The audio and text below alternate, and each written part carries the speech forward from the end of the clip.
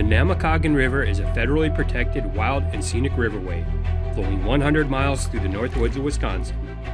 With its headwaters at Namekagon Lake, many canoeists begin their trip at the outflow. During times of low water, the first 10 miles can be impassable. For this reason, we altered our plans and started from the quaint little town of Cable. Our plan? Paddle 50 miles to the town of Trego. Along the way, we hope to provide some useful information, river characteristics, and even some campsite tours. Join us now as we spend 5 days on this beautiful river, simply known as the Namekagon.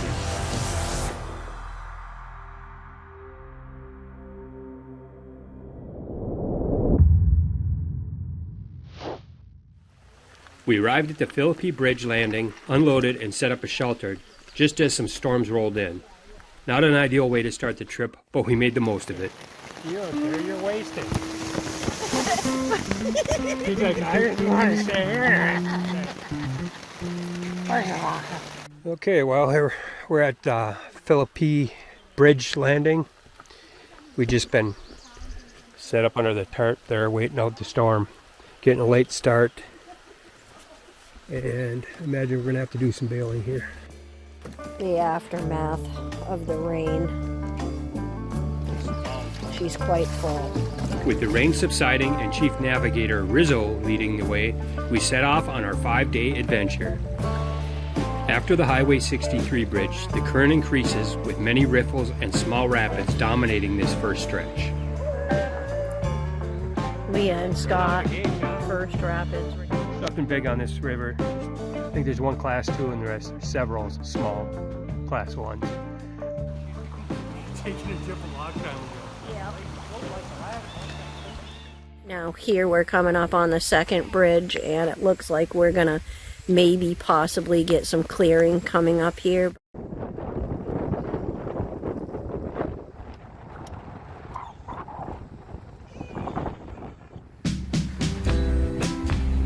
Just a few miles in, the winds died down and the skies began to clear, making for a much more enjoyable paddle. Yes. This is the low bridge that they were talking about that says you have to portage around, so there's a little spot right here. At Leonard School Road, there's a low clearance bridge, making a short portage to the right necessary. 6 miles into our trip, we reached Pakwawang Lake, an 187 lake impoundment created by a log dam. It features good fishing as it winds through wild rice marshland. So we're just entering Pakwawang Lake now, or Pakwawang. Beautiful sunset.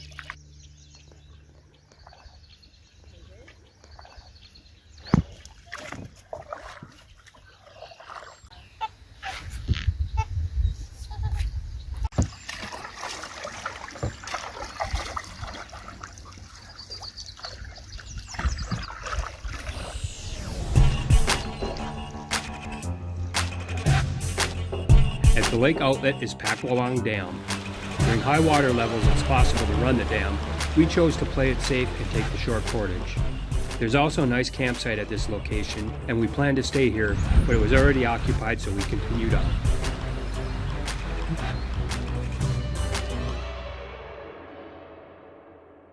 Downstream, it gets quite scenic. We paddled into the evening through a slow, quiet stretch before reaching site 81.5, where we would spend the night. So I didn't get much footage last night. We got here at night, had to set up in the dark. This is site 85. What is this? 85? 81. So we're back. I still got Riz in her hammock. She's got her own hammock. She's back here. And we were strung up back there too. We made it work, but not a group site, so it's pretty small. Toilet back there. And we're just getting packed up, day 2. Gonna do a nice long section today. First morning, it wasn't that great of a night. We didn't get there till late. But now the morning is sunny and starting to get warm, but super windy. Although the Namekagon has a wild and remote setting, many stretches flow parallel with Highway 63. Therefore, the sight and sound of traffic does exist at times. A few miles in on the day, we decided to take a break and check out this nice group site, which is located on a nice narrow stretch of river.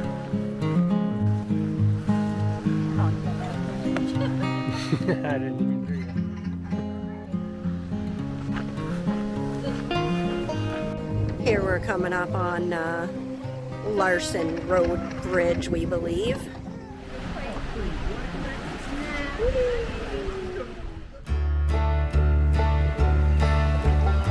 At Larson Bridge, the river becomes rocky and shallow in places.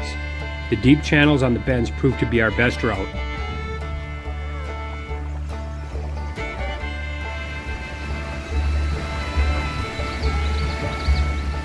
Nice place out here all by itself, huh? Much like the previous day, the skies began to clear by mid-morning, making for a great day to paddle.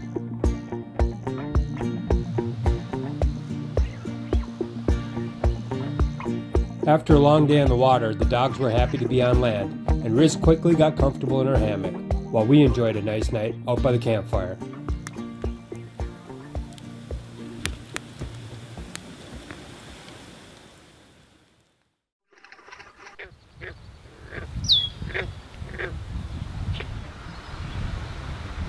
We broke camp and set out to a comfortable sunny morning on the flowage, and we were immediately greeted by a bald eagle. Phipps flowage offers some good fishing, including bass, walleye, northern pike, and panfish. I tried my luck, and after just a couple casts, I caught this decent-sized bass. Well, I almost caught it.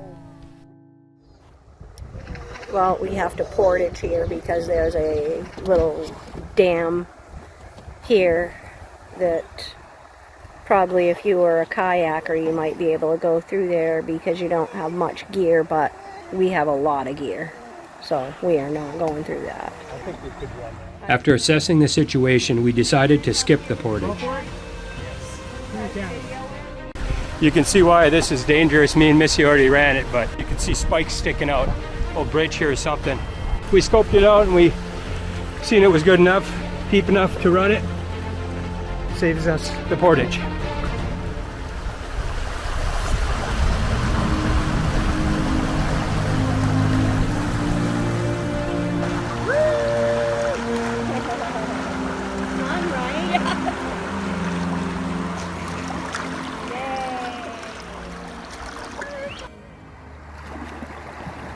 You didn't even hit bottom, did you? No, that was nothing. At Trout Run Landing, the river is fast and rocky with several riffles until it slows at 240-acre Lake Hayward.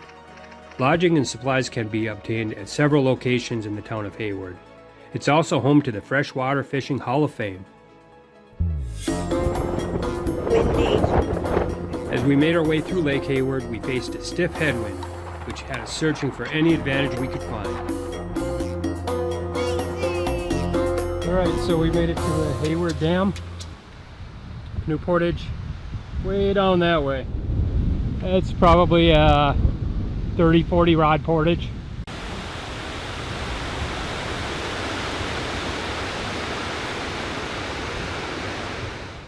Exhausted from a steady headwind, rising temperatures, and a tough portage, we set up camp 4 miles from the dam at site 62.6. The dogs were happy to be on land, and Riz found herself a new roommate. We began our 4th day paddling through moderately wild and very scenic shoreline. 4 miles further downstream, the river was slower, allowing for the opportunity to do some more fishing. This section is excellent for bass fishing, and this time I managed to land a small one. In the boat!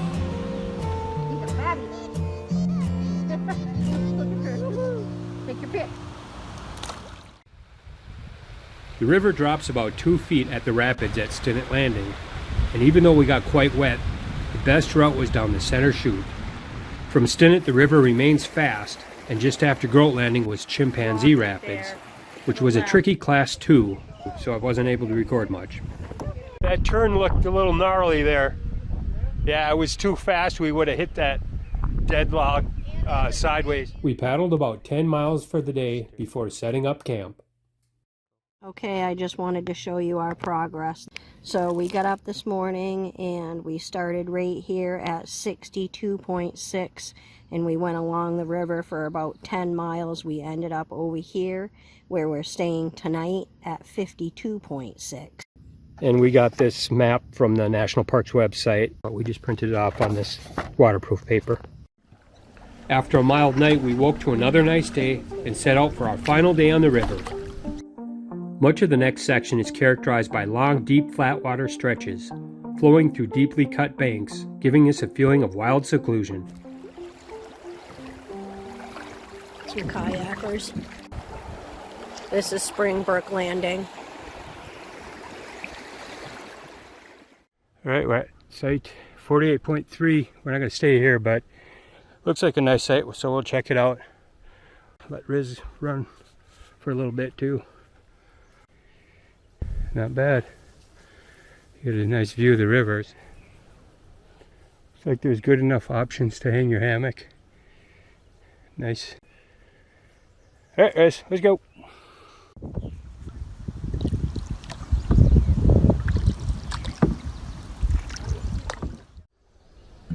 On our final day, we wanted to take time to check out some of the other campsites.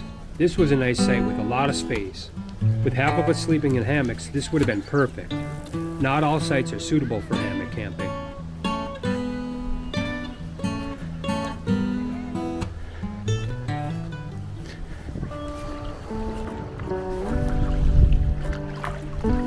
As we paddled into the afternoon, the temperatures began to rise, so we stopped to let the dogs cool off.